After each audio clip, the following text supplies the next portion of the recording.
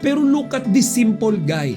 Diba, isipin nyo, nasa laot, nasa dagat, diba? And then, yung simpleng way para ipakita yung pagiging fan niya of Kimi o yung pagsuporta niya kay Kimi is yung pangalan mismo ni Kimi, inilagay niya sa bangka niya. Marami akong fans ni Kimi na nakikita online, pero this one is the best. Pagod na nga ang pilit pinaglalab team na hindi na mga bagets na sina Kim Chiu at Paolo Abilino.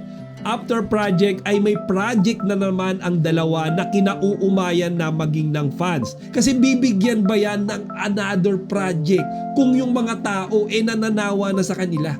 'Di ba? Kasi yung management, pinag-aaralan nila yan malamang sa malamang eh. Kung yung mga artista ba na kukunin nila as main characters ay mahal or gusto ng mga tao.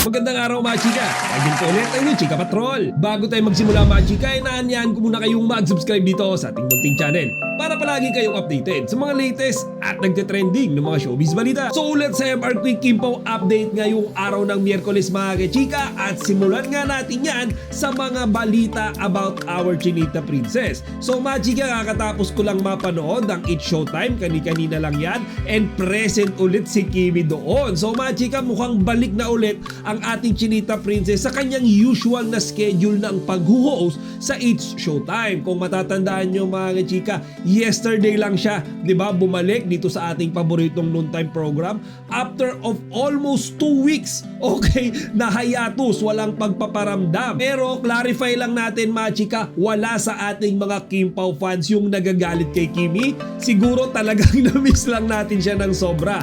Naintindihan naman natin mga chika na talagang busy lang sila ni Papi Paolo Abilino sa pagpopromote ng My Love Will Make You Disappear.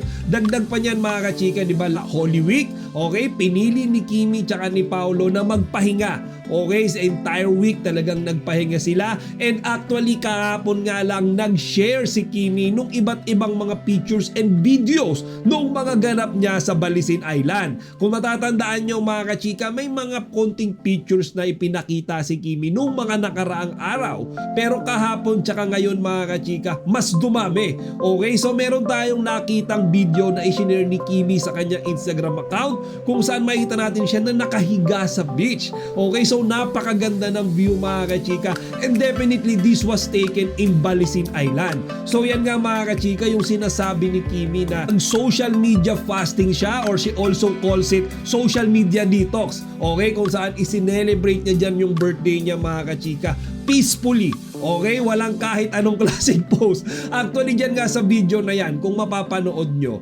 parang nagsimula yan sa parang sobrang ingay na background music. Then suddenly, biglang nawala yung music, which I think mga kachika, for me signifies na syempre si Kimi sa social media, sobrang ingay, sobrang daming toxicity, sobrang daming kwentuhan, usapan, and then suddenly nung siya nga ay nag-detox, okay, nung siya ay nag-fasting sa social media, na-attain niya mga kachika yung peaceful state of mind. Kaya nga, like what I said earlier mga chika, wala namang nagagalit sa atin kay Kimi nung pinili niya na walang paramdam, okay, sa ating lahat for this past week. Okay, siguro mga nagsishare lang ng mga videos and pictures niya, mga friends niya mga chika, pero siya completely wala.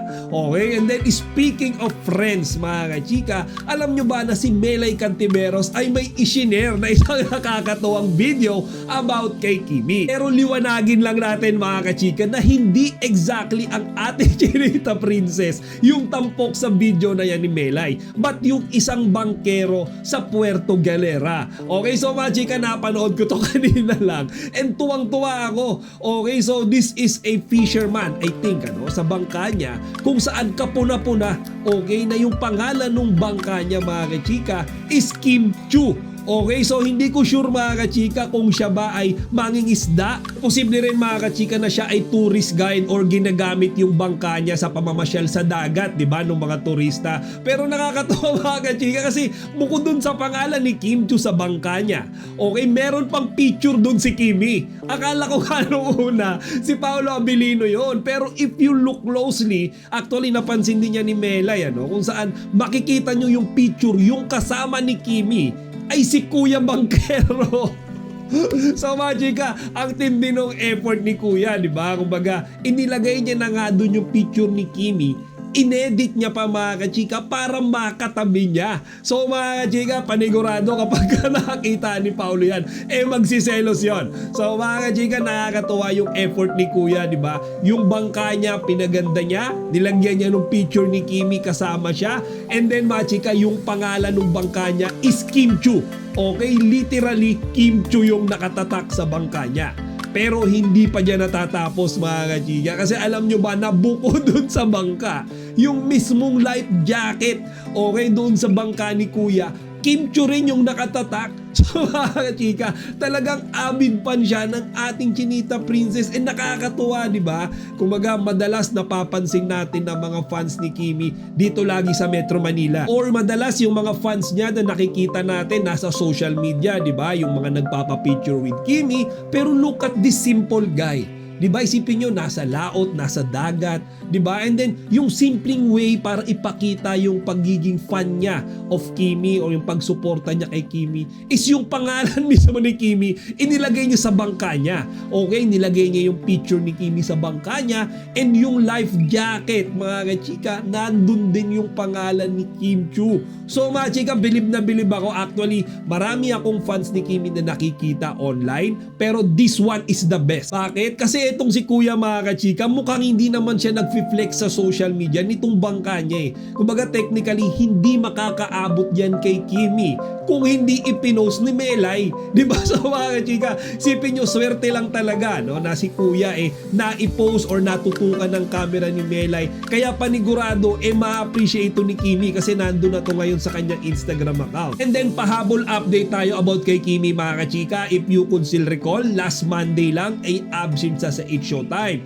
So marami yung nagtatanong, nasaan nga ba si Kimi that day? And then nag-post siya, di ba? I-share niya na mukhang meron siyang bagong product. Okay, meron siyang bagong endorsement. And then marami yung nanghuhula, ano nga ba itong product or service na i-endorse ni Kimi? So mga chika, yesterday, Kimi shared a short advertisement kung saan ipinopromote niya mga kasika ang isang remittance company na World Remit.